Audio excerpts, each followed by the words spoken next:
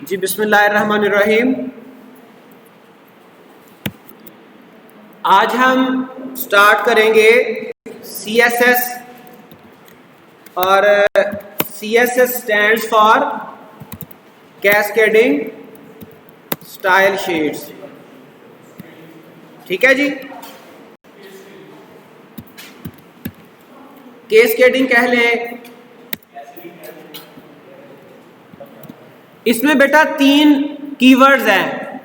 एक है cascading style sheet. Style sheet तो आपको पता है ये ऐसी हमारी लैंग्वेज होगी जिससे हम स्टाइल्स बनाएंगे, अपने डिफरेंट जो कंटेंट्स हैं उनमें स्टाइल हम उस पर अप्लाई करेंगे इसके ज़रिए से। अब कैस्केडिंग एक इम्पॉर्टेंट कॉन्सेप्ट है, तो इससे क्या मुराद है वो मैं आपको बता देता हूँ।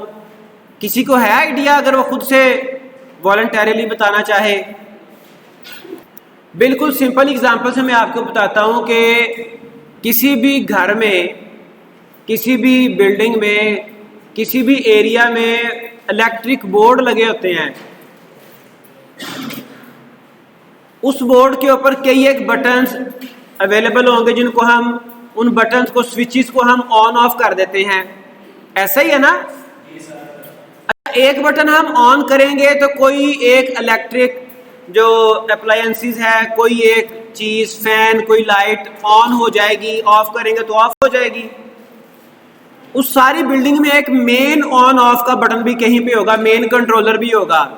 अगर हम वहां से उसको ऑन कर दें या वहां से ऑफ कर दें तो जितने हमारे इंस्ट्रूमेंट्स या अप्लायंसेस चल रही होंगी वो सारे के सारे ऑफ हो जाएंगे। ठीक है, तो हमने एक मेन एरिया से उसको कंट्रोल कर लिया। एक तो उसकी एग्जांपल ये है।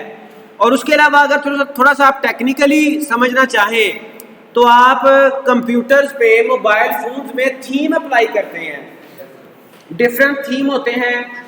अब जब आप थीम बदलते हैं, थीम चेंज करते हैं, तो आप जब थीम चेंज करके नया सिलेक्ट करेंगे, अप्लाई करेंगे, तो आपके पूरे फोन की, पूरे आपके जो सिस्टम है, लैपटॉप है, आपका डेस्कटॉप है, उसकी सारी अपीयरेंस चेंज हो जाती है।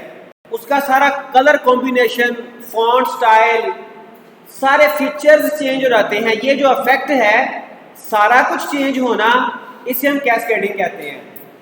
ठीक है, ये कॉन्सेप्ट आपको पता होना चाहिए।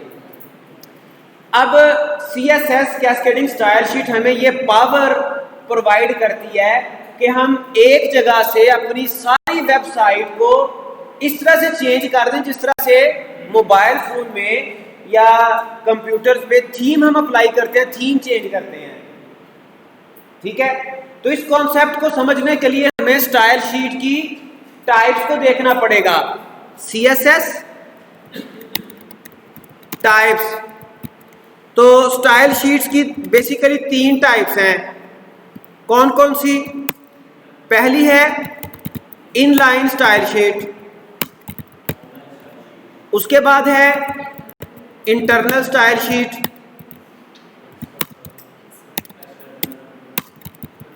उसके बाद है एक्सटर्नल स्टाइल शीट।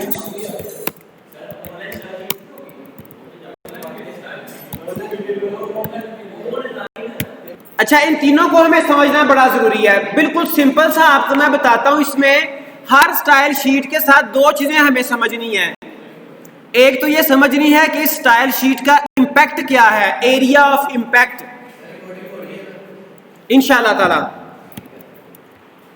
चल रही है। हमें स्टाइल शीट की दो चीजें अंडरस्टैंड करनी है। एक तो इसका इंपैक्ट, स्टाइल शीट का इंपैक्ट कहां तक है। ठीक है, एक वो हमें देखना है। फिर अगर एक ही हमारी वेबसाइट पे, एक HTML फाइल पे तीनों किस्म की स्टाइल शीट्स अप्लाई हो तो प्रायोरिटी किसको दी जाएगी। ये दो चीजें इंपॉर्टेंट हैं टाइप्स ऑफ स्टाइल शीट को समझने के लिए। अब दूसरा इंपॉर्टेंट जो मैंने आपको इसका इशू कहा था, वो मैंने कहा था कि अगर एक ही HTML पेज पे इनलाइन स्टाइल शीट भी अप्लाई है, इंटरनल भी अप्लाई है और एक्सटर्नल भी अप्लाई है। फॉर एग्जांपल किसी एक H1 टैग के ऊपर, H1 कोई टैग है, उसके ऊपर इनलाइन, इंटरनल, एक्सटर्नल तीनों स्टाइल शीट्स अप्लाई हैं, तो किसका जो स्टाइल है वो एट द एंड किसका स्टाइल अप्लाई होगा, एक्सटर्नल स्टाइल शीट का, इंटरनल का या इनलाइन का। तो इसमें बेटा इसमें एक मैं आपको सिर्फ रूल ऑफ थंब बता देता हूँ। थ्योरी में कई चीज़ें कंफ्यूजिव भी हैं। एक एग्जांपल से मैं आपको रूल बता देता हूँ। मैं कहता हूँ कि जी कल आपका क्विज होगा, ठीक है। उसके बाद मैं कहता हूँ नहीं जी कल नहीं होगा, इस तरह से करें कि परसों कर लें, ठीक है। ये मैंने दूसरी स्टेटमेंट दी। उसके बाद मैं कहता हूँ नहीं अभी 10 मिनट बाद क्विज होगा। आप किसको फॉलो करेंगे बेटा? वो फोर्थ वाला है नहीं कि क्विज होगा ही नहीं। फॉलो करेंगे जो मैंने लेटेस्ट स्टेटमेंट दी। जिस तरह से इस्लाम में पहले कई एक अहकामात ऐसे थे जो अलाउड थे, कई चीज़ें ऐसी अलाउड थी, बाद में वो प्रोहिबिटेड हो गई, ठीक है। तो जो लेटेस्ट ऑर्डर है उसको फॉलो किया जाएगा ना। इवन शराब तक का जो उसकी हुर्मत का ऐलान है, उसके हराम होने का ऐलान है, वो स्टेप बाय स्टेप आया, वो एकदम से नहीं आया। इस्लाम का कुछ अर्सा ऐसा भी गुजरा जिस वक़्त में शराब ममनुआ नहीं थी, उस वक़्त हुक्म आया, लेटेस्ट हुक्म, लेटेस्ट ऑर्डर को फॉलो किया जाएगा। बात समझ आई? तो यहाँ पर भी वही रूल चलना है। जो सबसे आखिर पे ऑर्डर मिलेगा वो, अब सबसे आखिर पे अगर तीनों स्टाइल अप्लाई हैं किसी एक टैग के लिए, तो सबसे आखिर पे इनलाइन अप्लाई होगा, सबसे आखिर पे। लेकिन फर्ज करें अगर इनलाइन नहीं है तो वहां पे कन्फ्लिक्ट सही आता है, वहां पे कन्फ्लिक्ट सही आता है। उसमें भी रूल वही चलना है। इंटरनल और एक्सटर्नल के मुकाबले में रूल वही चलेगा कि जो पहले अप्लाई होगा उसको फॉलो नहीं किया जाएगा, जो एंड पे अप्लाई होगा रूल उसको फॉलो किया जाएगा। प्रैक्टिकली देखेंगे आपको बात समझ आ जाएगी। अभी हम इसकी प्रैक्टिस करते हैं।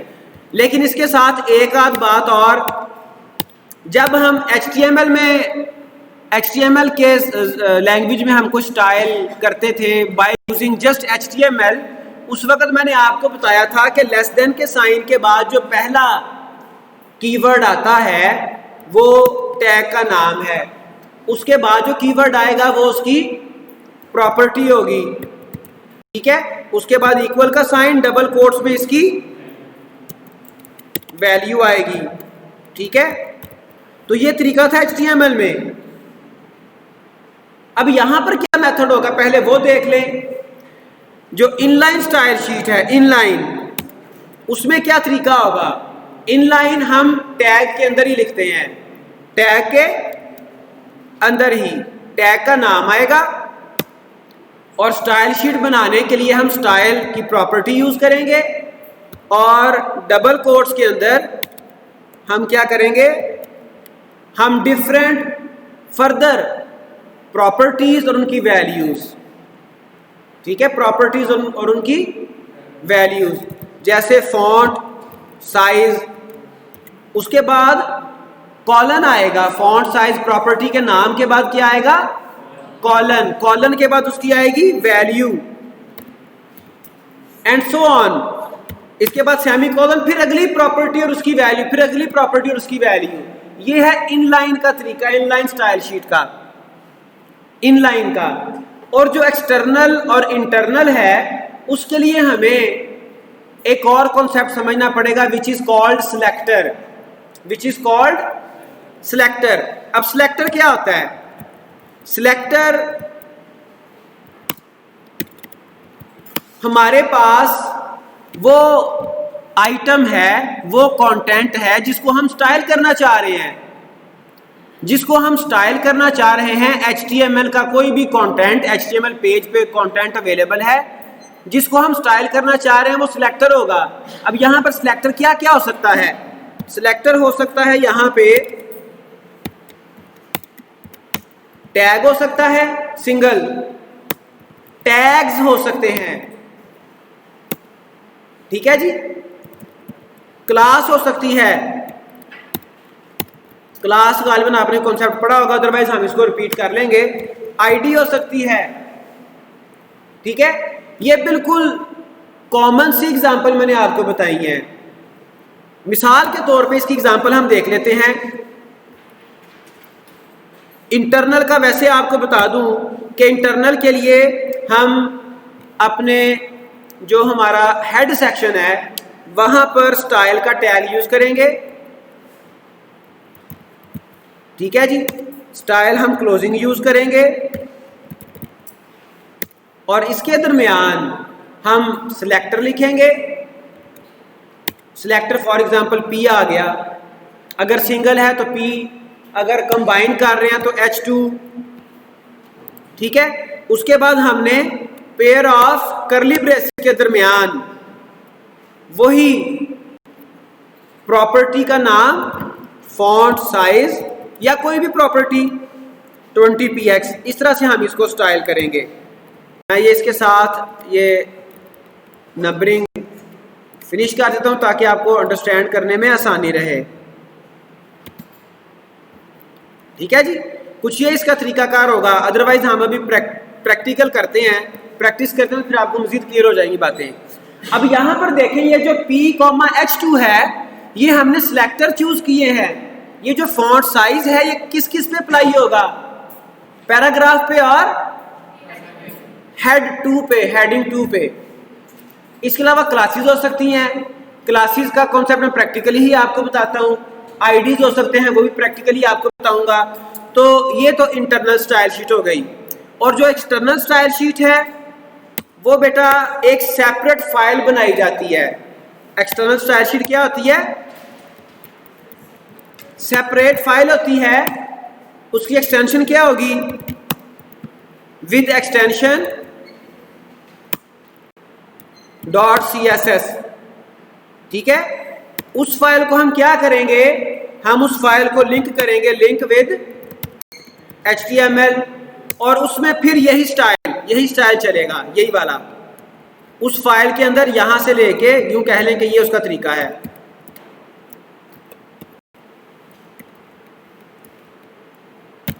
ठीक है जी, उस फाइल को स्टाइल करने का फिर ये मेथड। तो ये बेटा कुछ वो हमारे पास कॉन्सेप्ट थे जो कि स्टाइल शीट के साथ प्रैक्टिकली वर्क करने से पहले हमें पता होने चाहिए। अगर इसमें कोई आपका क्वेश्चन है, वैसे आपको बता दूं कि जो सिलेक्टर है, इवन सिलेक्टर, यही टॉपिक काफ़ी इन डेप्थ हम डिस्कस कर सकते हैं।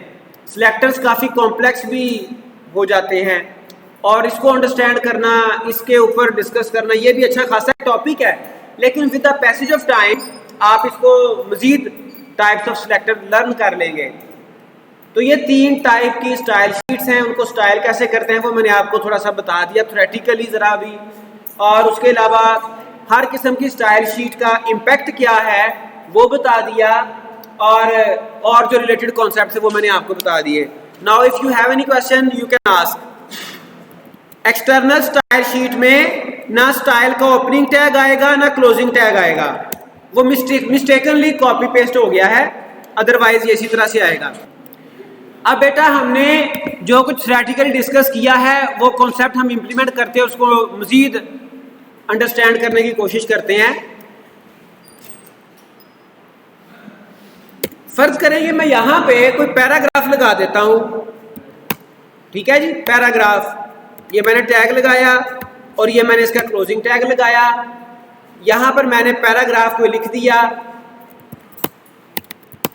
We are learning different skill sets for the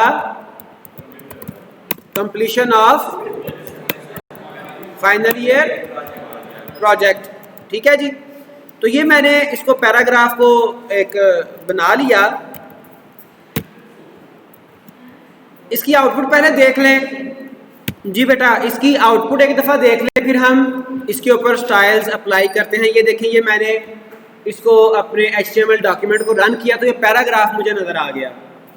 ठीक है, अब इसके ऊपर मैं सबसे पहले इनलाइन स्टाइल शीट अप्लाई करता हूं।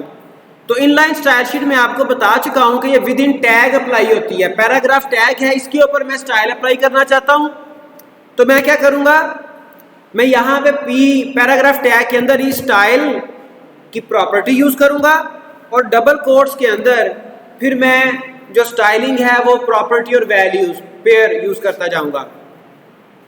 ठीक है जी, जैसे यहां पर देखें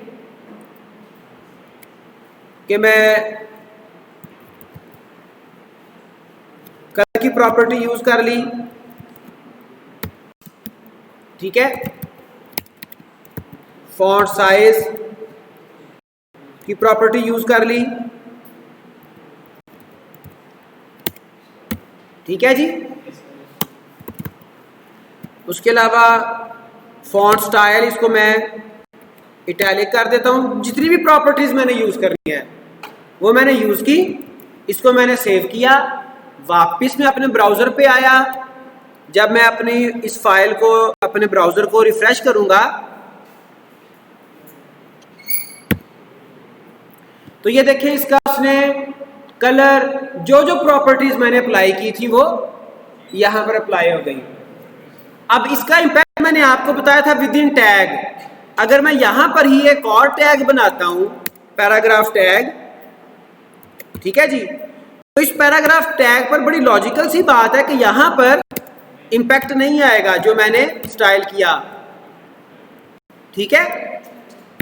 दूसरे पैराग्राफ पर इसका इंपैक्ट नहीं आएगा। इंपैक्ट कहां तक लिमिटेड है? With in a tag.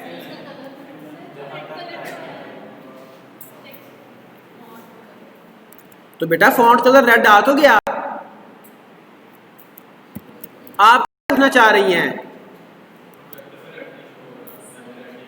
अच्छा, प्रोजेक्टर पे रेड शो नहीं हो रहा, प्रोजेक्टर पे रेड शो नहीं हो रहा, लेकिन मेरी स्क्रीन पे रेड शो हो रहा है, ठीक है। ये आपका इनलाइन स्टाइल है, ठीक है जी। अंडरलाइन आपने करना है तो उसके लिए कौन सी प्रॉपर्टी यूज होती है? फॉन्ट डेकोरेशन,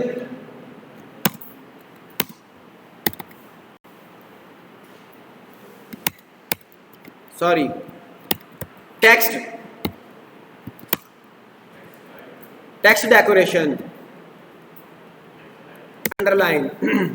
इसमें बेटा फॉन्ट से रिलेटेड ना दो पेयर चल रहे हैं, एक फॉन्ट के नाम से शुरू होते हैं, एक टेक्स्ट के नाम से शुरू होते हैं, और बल्कि तीसरा भी जो किसी भी फॉन्ट और टेक्स्ट से शुरू नहीं होते हैं वो भी फॉन्ट और टेक्स्ट के रिलेटेड। बहरहाल तो अंडरलाइन करने के लिए टेक्स्ट डेकोरेशन, तो जो भी आपने करना हो ये प्रॉपर्टीज को हम देखते हैं। अभी मैं सिर्फ आपको इनलाइन, इंटरनल, एक्सटर्नल बताना चाह रहा हूं। तो ये बहरहाल ये राना साथ मैं नहीं टाल सका, तो ये मैंने इसको अंडरलाइन भी कर दिया, ठीक है जी। अब हम देखते हैं इंटरनल स्टाइल शीट। तो जो इंटरनल स्टाइल शीट है वो मैंने आपको बताया कि आप हेड सेक्शन में बनाते हैं, ठीक है। उसके लिए स्टाइल का टैग यूज किया जाता है,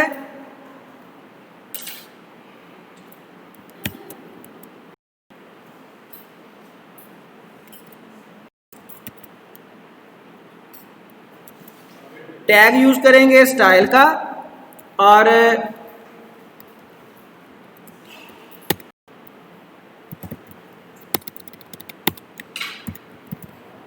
स्टाइल का टैग यूज करेंगे और इसका क्लोजिंग भी होगा। और इसके दरमियान हम क्या करेंगे? इसके दरमियान हम सिलेक्टर का नाम लिखेंगे, जैसे मैंने लिखा P, और उसके बाद पेयर ऑफ करली ब्रेसिस के दरमियान मैं स्टाइलिंग करूंगा, ठीक है जी। जैसे यहां पर मैं कर देता हूं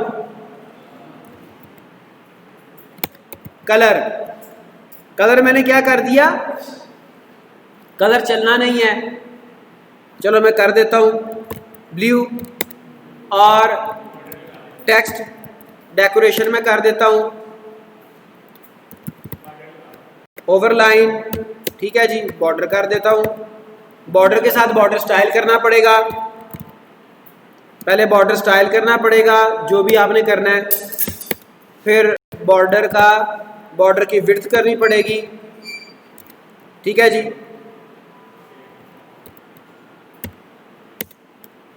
ठीक है, तो बॉर्डर कलर भी कर सकते हैं। तो बहरहाल इसको मैंने सेव किया, सेव करने के बाद वेबसाइट पे गया, वेबसाइट पे गया, रट्टा लगाया हुआ आपने, वेबसाइट पे गए, रिफ्रेश किया तो ये देखें इसके ऊपर बॉर्डर्स अप्लाई हो गए, ठीक है, जो जो मैंने स्टाइल्स किए थे। लेकिन जहां पर कन्फ्लिक्ट आ रहा है उसको जरा आप उसको केयरफुली देखें। टेक्स्ट डेकोरेशन मैंने इंटरनल स्टाइल शीट में भी अप्लाई की थी, टेक्स्ट डेकोरेशन मैंने इनलाइन स्टाइल शीट में भी अप्लाई की थी, और जो इंटरनल में मैंने उसकी वैल्यू दी थी वो क्या थी, ओवरलाइन। चलो उसको मैं चेंज करता हूं, फिर आपको क्लियरली इफेक्ट का पता चलेगा। स्टाइल में मैं इसको ओवरलाइन की बजाय लाइन थ्रो कर देता हूं, जिसे आप सादा सी जुबान में सेंटर लाइन कह सकते हैं। दरमियान से इसको टेक्स्ट को कट कर दिया उसने, ठीक है, लाइन थ्रो। अब इसमें देखिए मैं पैराग्राफ टैग को जो स्टाइल दे रहा हूं वो क्या है जी, वो टेक्स्ट डेकोरेशन लाइन थ्रो का मैं स्टाइल दे रहा हूं, लेकिन एक के ऊपर लाइन थ्रो अप्लाई हो रहा है, दूसरे पे क्यों नहीं अप्लाई हुआ? क्योंकि उसके इनलाइन टैग में मैंने टेक्स्ट डेकोरेशन रिपीट किया हुआ है और लेटर ऑर्डर, बाद वाला ऑर्डर इनलाइन का होगा। तो इनलाइन को उसने, इनलाइन के स्टाइल को उसने फॉलो किया और टेक्स्ट डेकोरेशन अंडरलाइन कर दी, ठीक है। जहां पर कॉन्फ्लिक्ट नहीं है वहां पर बॉर्डर अप्लाई कर दिए, बॉर्डर अप्लाई हो गए और कोई स्टाइल हो गई वो भी अप्लाई हो जाने थे। जहां पर कॉन्फ्लिक्ट आया वहां पर ब्राउजर ने खुद डिसाइड किया कि सबसे आखिर वाला ऑर्डर कौन सा है। बात समझ आ गई? तो ये थी इंटरनल स्टाइल शीट। अब हम बात करते हैं एक्सटर्नल स्टाइल शीट की। तो एक्सटर्नल स्टाइल शीट जैसा कि मैंने आपको बताया वो एक फाइल ही नहीं होती है, फाइल नहीं होती है, और उस फाइल की एक्सटेंशन क्या होती है, .css। तो मैं यहाँ पे नई फाइल ओपन कर लेता हूँ और उस फाइल की टाइप क्या है, CSS है, ठीक है। इसको मैं सेव कर लेता हूँ, इस फाइल को कोई भी मैं नाम दे देता हूँ,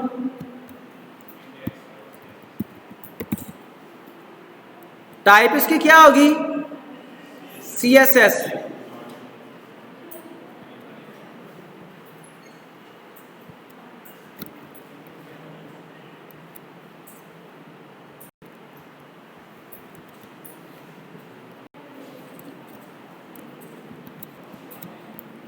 .css एक्सटेंशन के साथ फाइल मेरी हो गई सेव।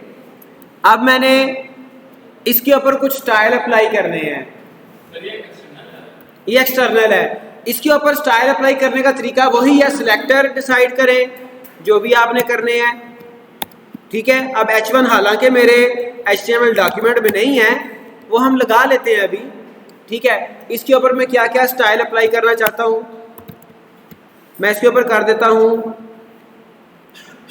फॉन्ट वेट क्या जी, फॉन्ट वेट आप बोल्ड कर देंगे, ठीक है। टेक्स्ट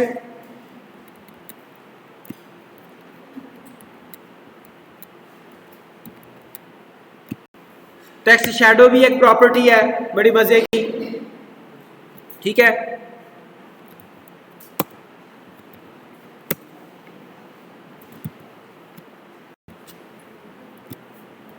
तो बहरहाल ये मैंने दो प्रॉपर्टीज यहां पे लिख दी, पैराग्राफ के लिए और H1 के लिए। अब मैं क्या करूंगा,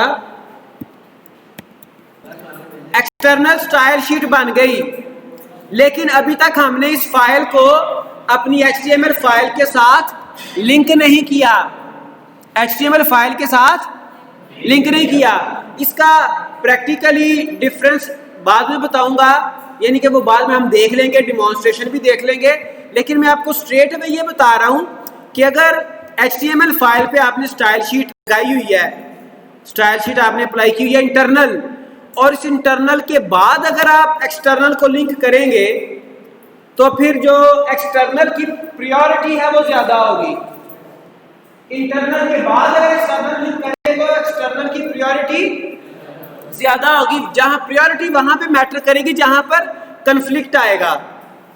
अगर कन्फ्लिक्ट नहीं है फिर कोई मसला नहीं है। और अगर आपने एक्सटर्नल को इंटरनल स्टाइल शीट से पहले लिंक कर दिया तो फिर प्योरिटी किसकी ज्यादा होगी?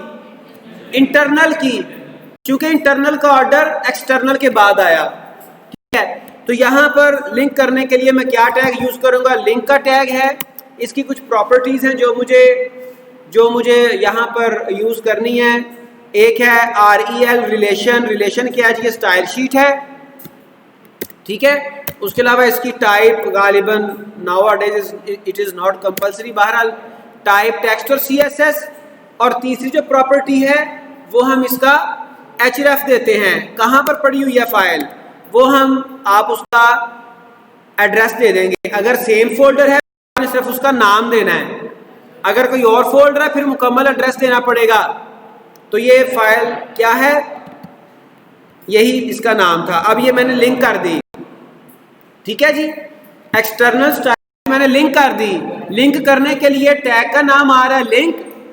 प्रॉपर्टीज मैंने 3 यूज कर ली हैं, एक रिलेशन, एक टाइप और एक href हाइपर रेफरेंस, कि वो कहां पर पड़ा है लिंक आपका, आपकी फाइल कहां पर है। जब मैं इसको सेव करूंगा और वापस अपने ब्राउजर पे जाके मैं इसको रिफ्रेश करूंगा ब्राउजर को, तो आप देख सकते हैं, देखेंगे अभी कि वो उसका शैडो भी अप्लाई हो गया और उसके अलावा उसका जो मैंने उसको बोल्ड किया था वो भी अप्लाई हो गया।